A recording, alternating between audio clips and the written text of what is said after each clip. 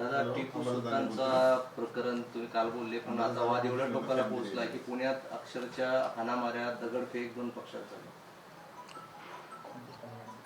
खरं तर चर्चा होऊ शकते, परंतु अशा पद्धतीनं हाणामाऱ्या आणि भारतीय जनता पार्टी जो सत्तेत आहे केंद्रात राज्यात, अशा पक्षाच्या कार्यकर्त्यांनी काँग्रेसच्या कार्यालयावर हल्ला करणं ही चूक आहे. एक, टिपू सुलतानाविषयी एक फोटो लागला मालेगावच्या, त्याच्याहून ही चर्चा चालू आहे.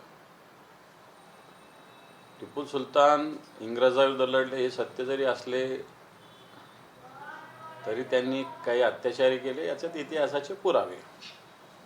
परंतु याच टिपू सुलतानाच्या नावाने मार्गाला नाव द्यावं असं भारतीय जनता पार्टीच्या लोकांचाच ठराव मुंबई महापालिकेतला समोर आलेला आहे. या टिपू सुलतानलाच जे राष्ट्रपती राहून गेले भारतीय जनता पार्टीचे कोविंद यांनी शहादत त्यांची झाली अशा पद्धतीचं वक्तव्य केल्याचे सुद्धा पुरावे आहेत. आणि म्हणून अब्दुल कलाम आझाद यांनी सुद्धा टिपू सुलतानविषयी असंच वक्तव्य केलं होतं, आणि त्याच अब्दुल कलाम आझादांना राष्ट्रपतीचा उमेदवार भारतीय जनता पार्टीनं केलेलं होतं. सांगण्याचा मुद्दा हा की भारतीय जनता पार्टीचा दुटप्पीपणा आहे.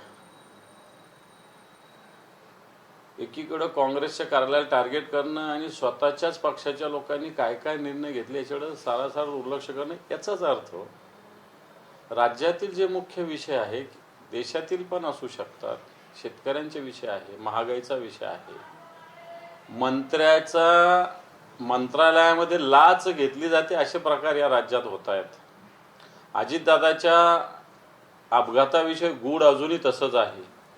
आणि म्हणून मला असं वाटतं की अशा पद्धतीनं अशा विषयाकडून लक्ष दुसरीकडे नेण्याच्या साठी टिपू सुलतानाचा मुद्दा काढलेला दिसतो. मालेगाव महानगरपालिकेच्या उपमहापौराचं पुन्हा एक वक्तव्य चर्चेत आले. त्याचमुळे कार्यालयाच्या दुरुस्तीचं काम पूर्ण झाल्यानंतर पुन्हा जे आहे ते टिपू सुलतान यांचा फोटो लावण्यात येईल कार्यालयात. हे बघ, कोणाला टिपू सुलतान आवडतो न आवडतो ज्याचा त्याचा विषय. टिपू सुलतान व्यक्तिगतरित्या ठेवलं पाहिजे ज्याचा त्याचा विचार असू शकतो, परंतु या टिपू सुलतानांनी ज्या पद्धतीनं कारकीर्द केलं, इंग्रजाविरुद्ध लढले, हे जरी सत्य असलं तरी हिंदूवर त्यांनी अन्याय अत्याचार केलेले हे तितकंच खरं आहे. म्हणून मला असं वाटतं टिपू सुलतानाचा फोटोवर प्रेम किंवा टिपू सुलतानच्या विचारावर प्रेम असणारे अवलाद आपल्या या देशात अजूनही जिवंत आहे. हे जरी सत्य असलं तरी फोटो हा ज्याचा त्याचा खाजगी मालमत्ता आहे. त्याने टिपू सुलतानाचा लावा नाही तर जिन्नाचा लावा. भारतीय जनता पार्टीनं जिन्याच्या कबरीला जाऊन पुष्पहार अर्पण केलेलाच आहे, त्यामुळे ज्याचा त्याचा तो व्यक्तिगत विषय आहे. नाही, पण सपकाळांचं जे वक्तव्य आहे त्याचं समर्थन होऊ शकतं का? बिलकुल नाही. शिवाजी महाराज आणि टिपू सुलतानच्या बरोबरी कशी होणार? अरे, छत्रपती शिवरायाने स्वतःच्या बळावर स्वराज्य निर्माण केलं होतं, हिंदवी स्वराज्य स्थापन केलं होतं, माता भगिनीची रक्षा केली होती, माता भगिनीचं संरक्षण केलं होतं. रांजाच्या पाटलाची सून ज्यावेळेस आणली तिला ओटी भरून तिला वापस अशीच असती आमची माता, तर अशा पद्धतीनं वक्तव्य केलं होतं. आणि याच टिपू सुलतानांनी गायत्री नावाच्या महिलेवर अन्याय केल्याचे पुरावे इतिहासामध्ये. त्यामुळे बरोबरी कुठून होऊ शकते? बरोबर नाही होऊ शकत. हर्षवर्धन सपकाळ यांचे ट्विट एक समोर आले. 2013 मध्ये भाजप नगरसेवकांनी टिपू सुलतानच्या नावानं प्रस्ताव दिला होता. त्यावेळी जे ते समितीच्या सदस्य ऋतू तावडे होते आणि आताचे जे मुंबईचे अध्यक्ष अमित साटम यांनी जे त्याला अनुमोदन दिलं. हे मी बोललेलो आहे. हे मी बोललो की भारतीय जनता पार्टीचा दुटप्पीपणा, टिपू सुलतानाच्या विचाराचं समर्थन नाही होऊ शकत, पण भारतीय जनता पार्टीच्या विचाराचा दुटप्पीपणा हा मुद्दा मी आपल्याला सांगतोय. की भारतीय जनता पार्टी एकीकडे टिपू सुलतानाचं नाव मार्गाला देण्याचं सांगताना एकीकडे टिपू सुलतानाच्या विषयी काँग्रेसचे अध्यक्ष बोलले म्हणून त्यांच्या कार्यालयावर हल्ला करते. टिपू सुलतानाविषयी जे बोलले त्याच्याविषयी तर बिलकुल समर्थन होऊ शकत नाही, परंतु हल्ला करणं हे काही त्याला उपाय नाहीये. काल अब्दुल सत्तार एका मंदिरात गेले होते महाशिवरात्रीनिमित्त, तर ते गेल्यानंतर तिथल्या काही हिंदू तरुणांनी ते सगळं हे केलं, गोमूत्र शिंपडून सगळं स्वच्छ केलं. आता तुषार जे भाजपचे आघाडीचे ते प्रमुख आहेत त्यांचं असं म्हणणं आहे की तुम्ही हिंदू थोडी आत मंदिरात जायला, आधी हिंदू मग मंदिरात या. असं मला असं वाटतं मंदिर असो मस्जिद असो ही सगळी सार्वजनिक ठिकाणं आहेत. तुषार कोण शंकराचार्य लागून गेला का हरामखोर? हां, तो सांगणारा? एखादा जर मुस्लिम माणूस मंदिरात येऊन जर देवाचं दर्शन करत असेल त्याचं स्वागत करावं, त्याला का विरोध करावा? त्यामुळे ही भारतीय जनता पार्टीची संकुचित धर्माला संकुचित बनवणार आहे. हिंदू धर्म हा व्यापकता आहे. तर हिंदू धर्म काय अवघे विश्वचे माझे घर म्हणणारा हिंदू धर्म आहे, लक्षात घ्या. आणि त्याच्यामुळं हा मंदिरात आला म्हणून हिंदू व्हा आणि हा मस्जिदमध्ये जाणार म्हणून मुसलमान व्हा, या विचाराला आमचं समर्थन मुळीच नाही. अजितदादांचं ज्या दिवशी निधन झालं होतं त्या दिवशी मंदिरात एक धक्कादायक प्रकार समोर आला आहे. अजितदादांकडे जे अल्पसंख्याक विभागाचं खातं होतं त्यामध्ये जे आहे ते एका अधिकाऱ्यानं परस्पर प्रमाणपत्र वाटप केले. राज्यातील 75 शिक्षण संस्थांना अल्पसंख्याक दर्जा प्रमाणपत्र वाटप केले. अशा प्रकारची चौकशी व्हावी. याला तर टाळूवरचं रेताच्या टाळूवरचं लोणी खाणं हा शब्दशः हा प्रकार आहे. या प्रकरणाची चौकशी व्हावी, संबंधितावर कारवाई व्हावी. अब्दुल सत्ताराचं एक विधान आहे काल जिल्हा परिषदेच्यात बोलताना, कर्जमाफी झाली पाहिजे, म्हणजे असं झालं नाही तर ते चुकीचं असल्याचं त्यांचं म्हणणं आहे. त्यांचं वाक्यच तुम्हाला वाचून दाखवतो. कर्जमाफी अंमलबजावणी न झाल्यास सरकारची अडचण वाढेल असं सत्तार म्हणतात. ते सत्ताधारी पक्षाने मस्त सत्तारांनी जरा मुख्यमंत्र्याला उपमुख्यमंत्र्यांनाही सांगावं. 4 लोकांना उल्लू बनवण्याचा प्रयत्न करू नये. सरकारमध्ये तुम्ही आहात तर तुमचे मुख्यमंत्री आहेत, 2-2 उपमुख्यमंत्री, यांना रीतसर पत्र द्यावं, ही भूमिका जाहीर केली पाहिजे. आता अधिवेशनी त्याच्यात बोललं पाहिजे, फक्त इथं बोलल्याला काही अर्थ नाही. 2022 मध्ये शिंदेंनी उठाव केला नसता तर नायकांना मंत्रिपद पाहायला मिळालं नसतं असं श्रीकांत शिंदे म्हणाले. आणि एकनाथ शिंदे जे आहे ते कामातून उत्तर देतात, माझ्या नात्याला लाग देऊ का, असा सुद्धा इशारा श्रीकांत शिंदेंनी गणेश नायकांना दिला. आपल्याकडे एक ग्रामीण भागात योजना आहे ना, पाणी अडवा पाणी जिरवा, तसं यांचं एकमेकांची अडवायची आणि एकमेकांची जिरवायची चालू आहे. पण गणेश नाईक जे बोलले ते काय खोटं बोलले असं मुळीच वाटत नाही.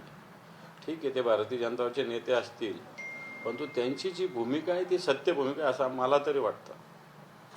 उर्मट असला तरी चालेल, पण हिंदू प्लंबर वायरमॅनलाच घरी बोलवा, अभिनेते शरद पोक्षे यांचं हे वक्तव्य आहे. शरद पोक्षे हा अतिशय डुप्लिकेट माणूस आहे. त्याच्याकडे 4 लोक मुसलमानाचे काम करणारे असतील.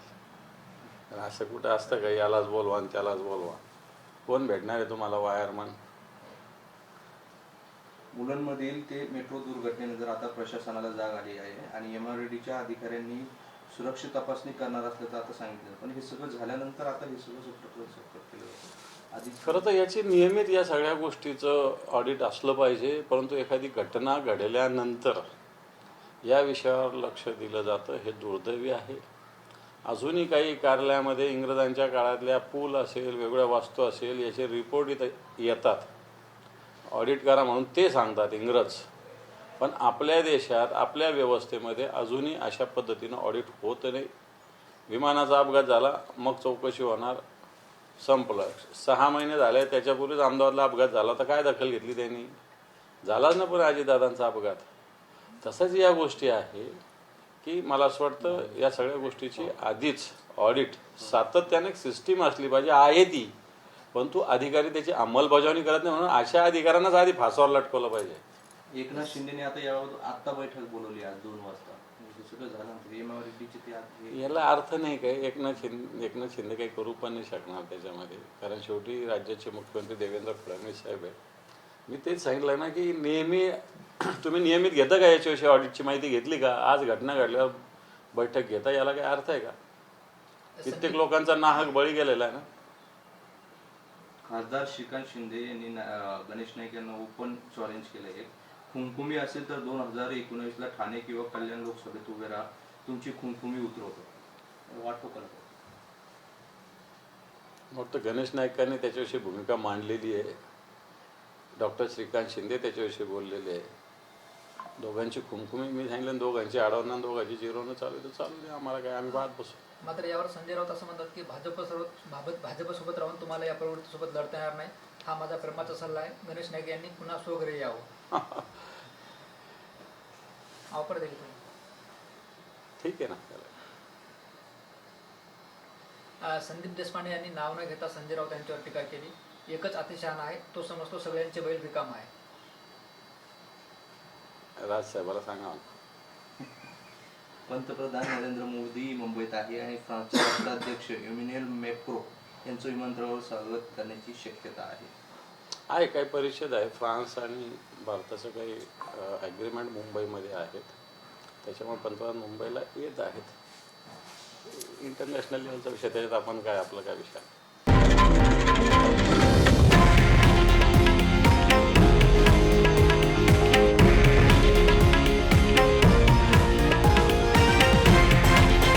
हे आहे देशातील नंबर 1 न्यूज नेटवर्क आणि आपण पाहत आहात TV9 मराठी, एकमेव.